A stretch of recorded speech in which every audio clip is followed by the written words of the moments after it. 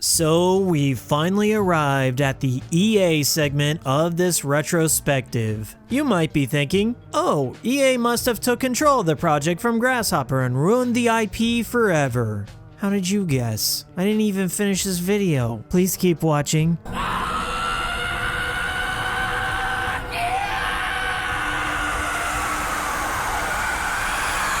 In 2008, Grasshopper was given an opportunity to work under EA's brand new Partners program, which was dedicated to publishing titles created by third-party studios. Keep this in mind, this partnership happened just a few months before he showed off concept art for Kuriyami to Grasshopper at their 10th anniversary party. It seemed as if Suda was under the impression that his dream of Kuriyami was finally going to happen by working with Electronic Arts. Why is it always the pretty ones that fall for the bad boys? Is this why on the Japanese box art they covered up Paula's butthole with the EA logo? Was it symbolism? According to the man himself, Shadows of the Dam took 3 years to develop, a fairly long time for a game. It changed completely from our initial plan. Originally, the main character, Garcia, was going to start out topless and without a gun. From there, he would gradually acquire weapons and move around by shining a light into dark territories. That was the axis for the project. To play devil's advocate, EA maintained that this partnership wasn't about trying to tone down or westernized Suda. So, here's some examples where EA toned down and westernized Suda. You fucks! Could you sort of walk us through some of the main features and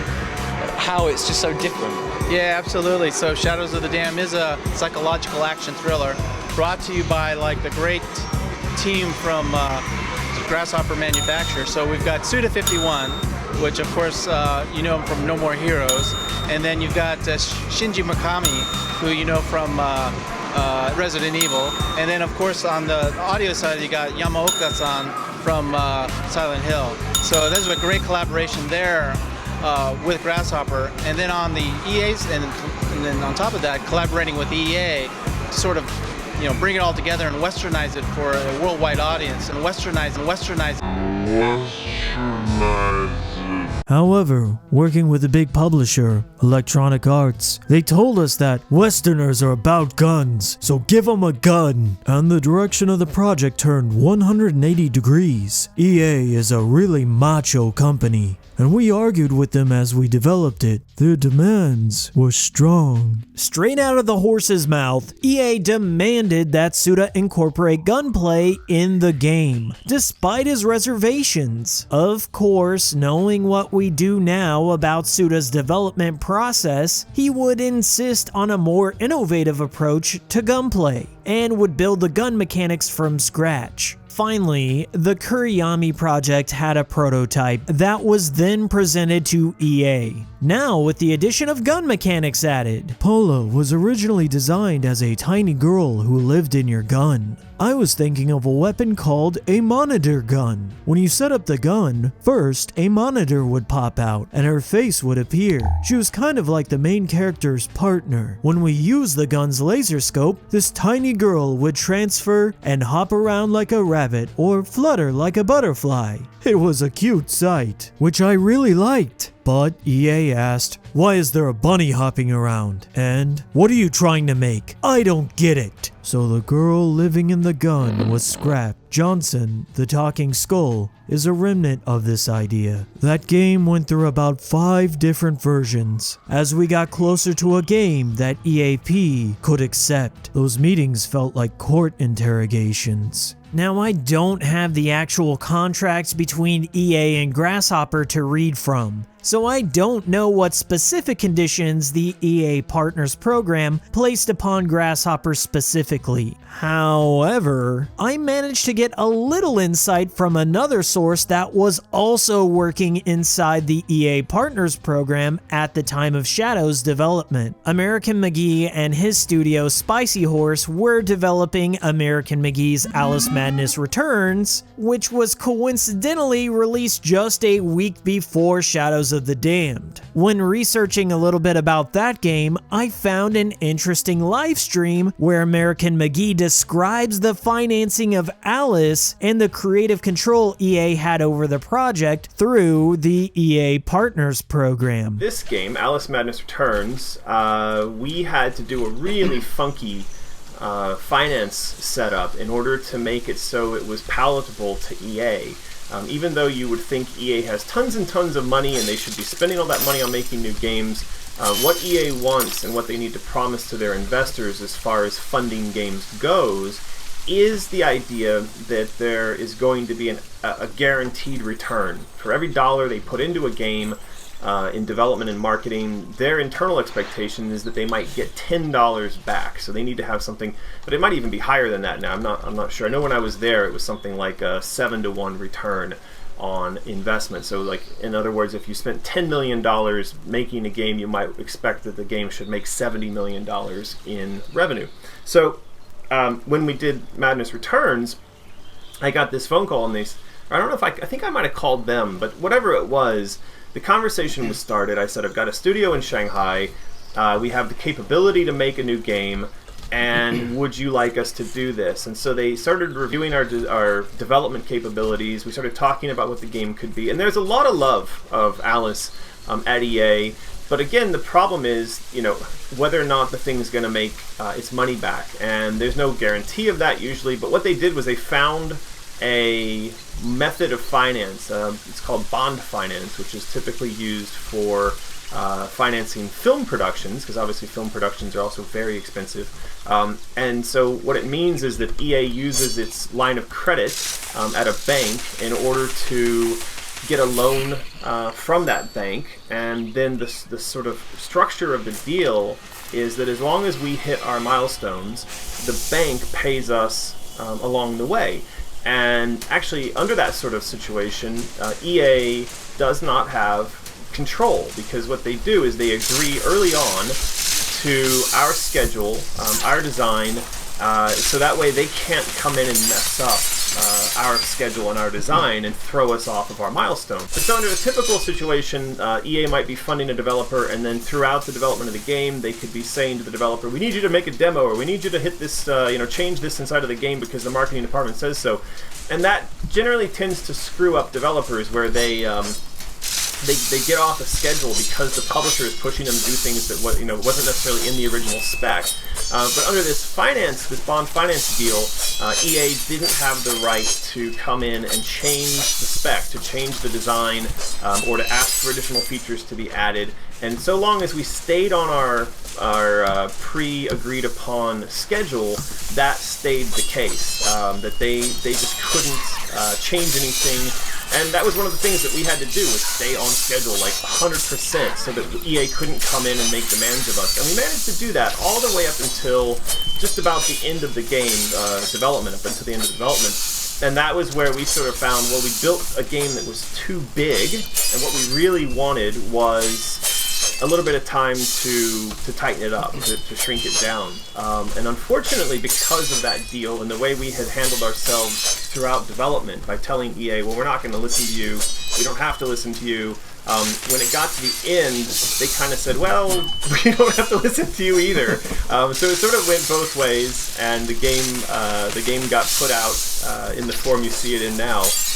So on the bright side, that system let us make the game largely unmolested. On the downside, it didn't leave us room at the end for EA to come in and separately support it financially. All the money that went into development was put in by EA. I mean, by the bank, and by the bank only. Now, from what I've gathered, as long as McGee's studio kept the agreed upon development schedule, EA couldn't control the game, which sounds pretty good. Was this deal also in place for Grasshopper? Well, it would make perfect sense if that were the case. Here, we have a large publisher offering this amazing deal by promising a small Japanese studio that up until this point had no prior experience making games in the Unreal Engine, or games in high definition for that matter, freedom to make whatever they want, as long as they maintain the development schedule agreed by both sides without any delays. But in the extremely likely scenario Grasshopper didn't meet their milestones on time, EA could step in and take control away from them. This is just food for thought, okay? A brain exercise. Please don't sue me, EA. We ended up drafting the entire scenario 5 times before it was completed. In the end, each was so unique that I had basically written 5 different games. The first of the abandoned drafts became the Kuriyami Dance manga, and it's the closest in terms of the initial idea for Kuriyami. Suda confirmed in the Art of Grasshopper Manufacture that the second of the abandoned drafts for Shadows became Black Knight's Sword, which is about a Black Knight solving puzzles to reach the Dark Princess's castle, and more on that later in a future B-side. Now, I speculate that perhaps one of the other drafts may have been the scrapped Lily Bergamo project, which was then eventually turned into Let It Die. There's just something about the concept art that screams Kuriyami, but this is just speculation. I imagine how frustrating it must have been for Suda to go back to the drawing board 5 times in the span of 3 years, only to be told to start over, with each subsequent time dumbing down the premise to be more marketable for EA. No development's ever perfect, so what obstacles have you had to come across? Well, I mean, it's, you know, as with great design, it's sort of coming to an understanding of what you're going to make. So, and it's basically, you know, we've got this developer who's very meticulous in their approach to gaming, but then they're open-ended in sort of the, you know, story and design and that aspect. So it's kind of like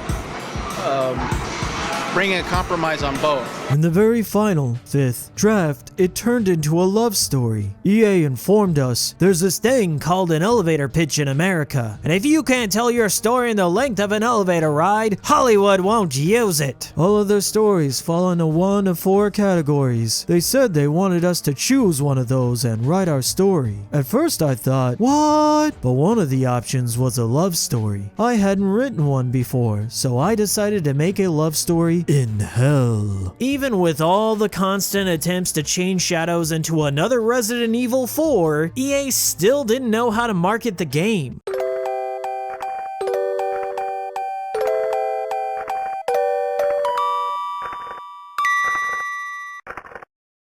You're playing as the hero, Garcia Hotspur, and Garcia is trying to find his girlfriend, which was kidnapped by the Lord of the Demons, Fleming.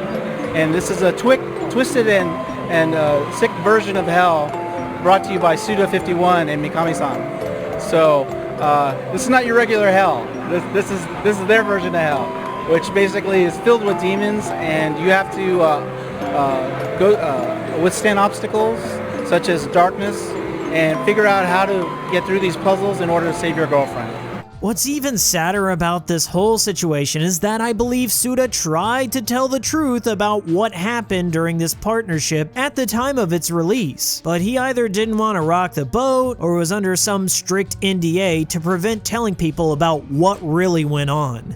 Actually, EA has always respected our punk rock style. It was really easy, and we had a lot of freedom. EA is not just a giant corporation, but they're very accepting. He said that Grasshopper pitched the game to EA, though later in the same interview, he told us that it was EA's request that the game became a shooter. Once again, it was Mr. Truth Bomb dropping sparkly sequin hat himself, Shinji Mikami, trying to put a good spin on this whole situation. What makes him happiest about Shadows of the Damned in retrospect is that the team at Grasshopper learned learned how to use the Unreal Engine. However, later in the same interview, he admitted Soda's vision and direction and EA's vision and direction were totally opposite. Just after the launch of the game, Eurogamer pressed Suda about the partnership with EA, and a funny little incident happened during the interview. Perhaps tellingly, a PR man swoops in and shuts the conversation down when we ask if publisher EA could have done more to support the project. Yeah, there were actually a lot of sort of differences between EA marketing and my opinions about what should happen. And I got in some trouble about this because at some point I came out, I think it was during an AMA or a Reddit, like a Reddit AMA, and I said something along the lines of EA tricked the consumers by convincing them that the Alice game we were making was more of a horror game than it ultimately was. And they were, during production, trying to push us to make it more M-rated and to make it more of a horror game, which was interesting because during the production of the first Alice game, actually that Alice 1, was the first M-rated title that EA had ever done. And at that point in history, they wanted us to dial it back. And of course, if you played the first Alice and you saw the box of the first Alice, you'll remember she had the Vorpal blade with blood on it. And after the EA CEO at that point saw that box, he said, "We will not be known for making games like this." And they switched the box to her holding the ice wand. And that was to appease this sense that they'd gone too far in making an M game. So second time around, they were pushing us to make it more M, to make it more bloody, to make it more horrific, and I was having to push back in that direction to say that's not really what it's supposed to be. So I do remember the AMA you did. It was when they got a little angry. A little angry at the choice of words, but everything was ironed out in the end. Well, I was told by someone at EA that by doing that, I risked being taken in front of Congress. They threatened me with going to Washington and explaining to Congress why I was saying that EA, which is a publicly traded company, was fooling consumers into purchasing a product that claimed to be one thing while it was actually something else. And apparently this is a really big deal, and publicly traded companies can get in a lot of trouble. That is the sound of wine pouring. Publicly traded companies can get in a lot of trouble for misrepresenting their products, and so that statement was enough to get EA concerned that they would be put in front of someone to explain why they misrepresented their products. So, well, I released a statement which I thought was pretty tongue-in-cheek because it basically said EA is not in the habit of tricking consumers into purchasing products or saying things about their products. But I ended up saying basically a very technical definition of what marketing is.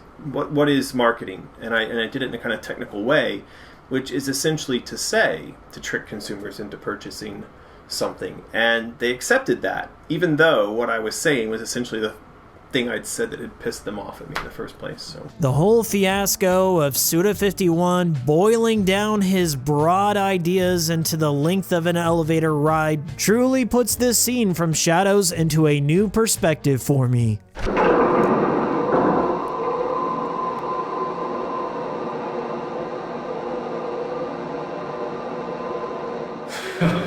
So be it.